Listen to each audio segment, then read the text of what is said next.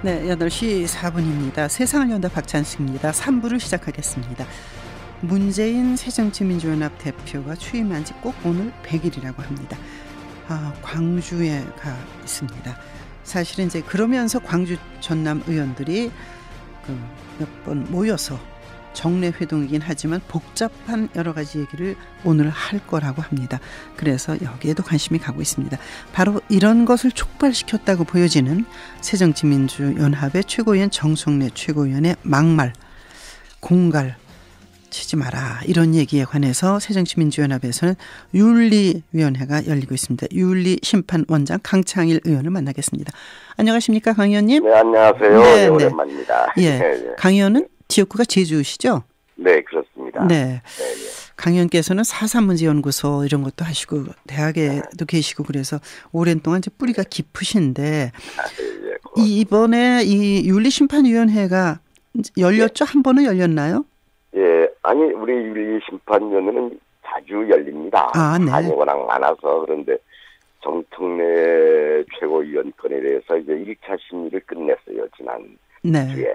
지난주 끝냈고 2차 심리를 이제 이번 주 수요일 날 하게 되죠. 예. 네. 사실은 깜짝 놀라고 국민들도 정말 놀라운 발언이었는데 윤리 그 첫 번째 회의에서는 어떤 얘기들이 온 것 같습니까? 예, 사실 제소가 들어와서요. 제소 들어온 것에 따라서 저희들이 직권 명령을 해가지고 사실관계를 확인했고요. 네. 예, 거기에서 어떤 결정 내리지 않고 이다음에 위원이 9분입니다. 저희들이. 네. 위원이 당내 인사 5분, 당내 원내에 4분 이렇게 해서 9분으로 돼 있는데 네. 사실관계 확인을 했고 이제 본인의 이제 소명 기회를 드려야 됩니다. 저희들이. 네. 그래서 이번 수요일 날 정청래 최고의 이제 소명을 듣고 그거에 따라서 이제 판단을 하게 되죠. 네. 굉장히 빨리 진행되는 것 같네요. 예, 빨리 워낙 정치적 파장을 크게 몰고 온 사건이 돼서 네. 당의 입장에서 그렇고 저희들 입장에서도 그렇고 빨리빨리 처리해줘야 이제 네. 수습이 될 것 같아서 빨리 처리하기로 했습니다. 정책 고려나 사사로운 감정이 없으실 테지만 예. 당의 최고위원 아닙니까? 네. 좀 어려운 점 없으신가요? 예, 여기저기 거의 저는 전화를 받고 있지 않은데 여기저기 강하게 징계해달라는 전화 연락들도 오고 네. 또 하지 말아달라는 연락도 오고 그런 것도 있죠. 또 개인적인 친소관계도 있겠죠. 네. 그래서 사사로운 개인의 감정, 정치적 고려하지 않겠다 이런 식의 입장을 받겠죠. 네. 이게 담합해서 될 문제도 아니고 네. 밀실에서 해야 될 문제도 아니고요. 네. 어떻든 이 당은 당기에 따른 법리적 판단을 하고 네네. 거기에서 결정을 하겠습니다. 어떤 것들이 있습니까? 이제 징계의 내용이요. 9명의 이제 위원들이 예. 말하자면은 의견 합치를 통해서 결론을 내게 되는 거죠.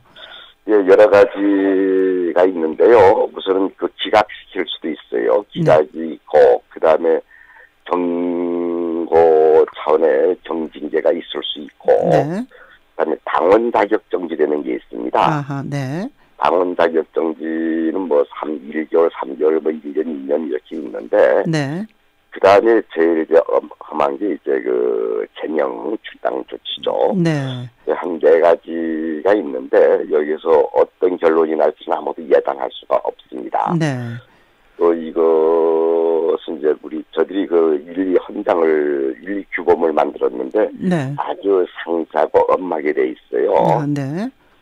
작년 말에 새롭게 윤리 규범을 만들어서 네. 그에 따라서 법리적 판단을 하게 되겠죠. 네. 네.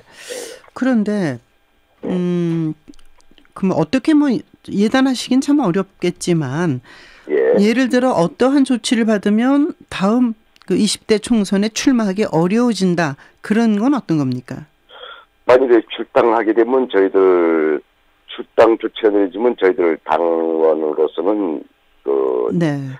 저희 당에서는 이제 정치를 할 수 없죠. 네. 다음에 1년 정도 받아도 내년이 선거가 4월이거든요. 그러니까 자격정지 1년을 받을 경우에. 예, 네. 당 당원 자격정지 그렇게 해도 또 당원으로서 할 수가 없는 꼴이 되죠. 네, 네.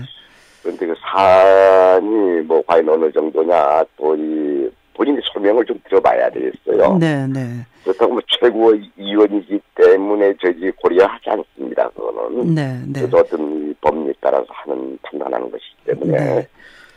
그래서 그리고 이 저희는 뭐 지금 고민 중입니다만은 그 위원 9분의 의견을 전부 들으려고 그래요. 네네. 그래서 뭐 저는 유권장이기 때문에 뭐 사회 진행하는 역할밖에 하지 않겠죠. 다수결에 따라서 이거를 결정합니까? 마지막엔 어떻게 되죠?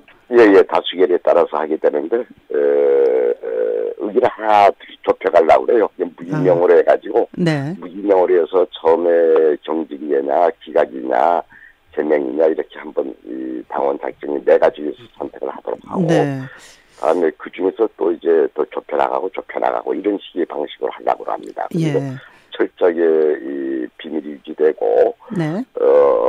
공정하게 할 수 있도록 무기명으로 하려고 그래요. 예. 그 강 의원께서 보시기에 예. 곳곳에서 이제 전화가 온다 그런 말씀인데 예. 뭐 정성래 최고같이 그런 말도 못하면 무슨 야당이냐 옳다 뭐 이런 분들도 계실 테고 예, 그런 분들도 있죠. 또 이거 완전히 새정치민주연합에 돌 던진 거다 제명해라 뭐 이런 것도 있을 텐데 현역 그리고 일반 국민적 입장도 있어요. 그렇죠. 당원이 아닌 분들이 정치인들의 그런 것들에 대해서가 뭐 안 된다 뭐 이런 얘기들도 있고 많이 있어요. 그렇죠. 그런 것이 그 여론이 판단하는데 장애가 됩니까? 도움이 됩니까?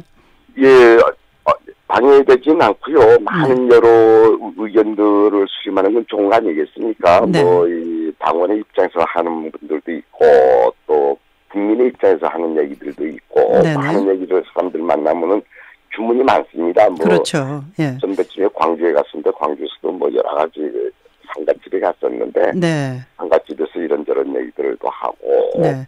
이런저런 얘기 이제 특히 이제 광주가 오늘이 5.18 광주민주화운동 35주년 아닙니까? 광주에 가서 상가집에서 들은 얘기가 어떤 것들이 있습니까? 솔직하게 좀 말씀해 주세요. 그런 이야기 곤란한데 네. 사실 광주 분위기는 되게 좀 험악합니다. 예. 네. 아주 비판적이에요. 네. 광주 분위기는 험악적인 분위기는 뭐 그런 얘기도 있고 또 뭐 오늘도 어디 그 네티즌들의 반응을 봤더니 또 이제 정청래 최고위원 구하기 운동도 일어나고 있고 그쪽도 국민의 말씀이거든요. 국민의 소리거든요. 네. 많이들 듣고 있어요. 듣고 있는데 좀 엄중하게 하랍니다. 예. 뭐 지금 사실은 이제 어느 한쪽의 입장 또는 강 의원이 평소에 갖고 계신 소신을 말씀하시기는 심판원장이시기 때문에 어려우시겠죠. 이러한 사태가 새정치민주연합에 도움이 되지 않은 거는 분명해 보이지 않습니까? 예, 그거는 저희들이 일단 국민께 죄송하다고 생각합니다. 이런 불미스러운 일을 가지고 자꾸 이 정치적으로 파장을 일으키게 돼서 국민께 참 죄송합니다.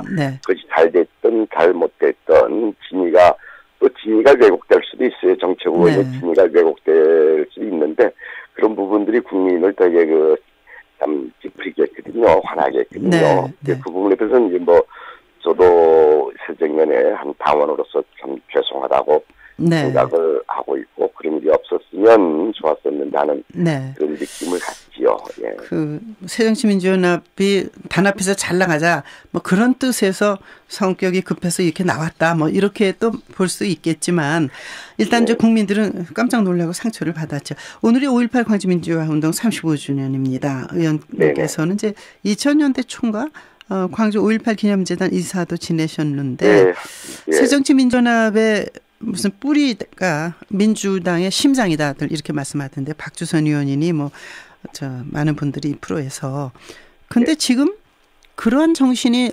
새정치민주연합에서 살아있다고 보시는지요? 네, 살아있고 살아있어야 되고요. 살아있다고 봅니다. 이 광주 시민들은 이 여의도 국회의원들의 수준보다 정치의식이 더 높다고 생각을 하고 있습니다. 저는 우리나라 민주화를 일군 그 정신, 국정신, 민주정신 이런 네. 것들이 광주의 정신 아니겠습니까? 그래서 네네. 대한민국이 이까지 이제 그 민주주의를 이제 일궈냈는데 네. 그것을 우리 당이 제대로 그 인식도 못하고 있고 네. 제대로 받들고 있지 못하다. 이런 식의 생각. 이번에 뭐 이 보선의 참패도 네. 저는 그렇게 봅니다. 네. 오히려 여의도가 앞서 있던데 그렇지 않습니다. 저희들보다 훨씬 이 민주의식이 더 네. 앞장서 있는 곳이죠. 지금 이제 광주 말씀하셨습니다만 광주 서울에서 4.29 재보선에서 천정배 무소속 후보가 22% 이상 새정치민주연합의 후보보다 더 많은 표를 투해서 당선이 됐습니다. 그건 뭘 네네. 요구한다고 보십니까? 예, 저희들한테 채찍질을 회초리를 들었다고 생각합니다. 네. 호남에서 저희 당은 이제 기득권 세력처럼 돼버렸지 않습니까? 네. 그러는 속에서 별로 일도 하지 않고 이 군림하려고 하고 네. 그래서 이번 채찍질 들어서 너희들 정신 똑바로 차려라. 그렇다고 저희들이 버렸다고 생각하지 않습니다. 네. 올해 회초리를 들었다 이렇게 생각해서 그런 그 참 차가운 회초리를 네. 잘 그 뜻을 헤아려야 되는데 아직도 뭐 이 광주 시민들 호남 분들은 네. 이놈들 아직도 정신 못 차렸다. 네. 이런 식의 것이 아닌가 이런 느낌이 들어요. 네. 문재인 대표가 오늘 이제 취임 100일인데 참패 이후에 보여줬던 문재인 대표의 수습 방안 그 자세는 어떻게 보십니까? 뭐 간단히 얘기는 못하겠고요. 참 이 담백하고 솔직하신 분 아닙니까? 네. 그런데 정치력을 그렇게 리더십을 발휘 못했지 않느냐 이런 비판들이 많이 있습니다. 네. 이 정청래 최고 것만 하더라도 뭐 일주일 사이에 그냥 우왕좌 하는 꼴. 네. 참패 이후에 뭔가 이 선신책 같은 것 즉시 내놔줬었어야 되는데 그런 거 못 내놓은 것 등등에 대해서 불만들이 많죠. 네. 예, 그래도 워낙 참 국민의 지지를 받고 있고, 네. 참 정치적 정림이 있기 때문에 하루빨리 수습해 주기를 기다리고 있죠. 많은 국민들이. 네. 아마도 이제 거기에 일조하는 게 그 강창일 의원이 맡고 있는 윤리심판원장으로서 역할이 아닌가 그런 생각을 해보게 됩니다. 네. 그래요. 잘 알겠습니다. 고맙습니다. 네, 감사합니다. 네, 새정치민주연합 윤리심판원 원장을 맡고 있는 강창일 의원을 만나봤습니다. 하고 싶은 얘기가 여기 목적까지 올라왔는데 뱉지는 못하고 계신 게 그 역할 때문이신 것 같은데 청취자 여러분께서는 눈치를 많이 채셨을 것 같습니다. 네. 세상을 연다 박찬수입니다. 오늘 여기까지입니다.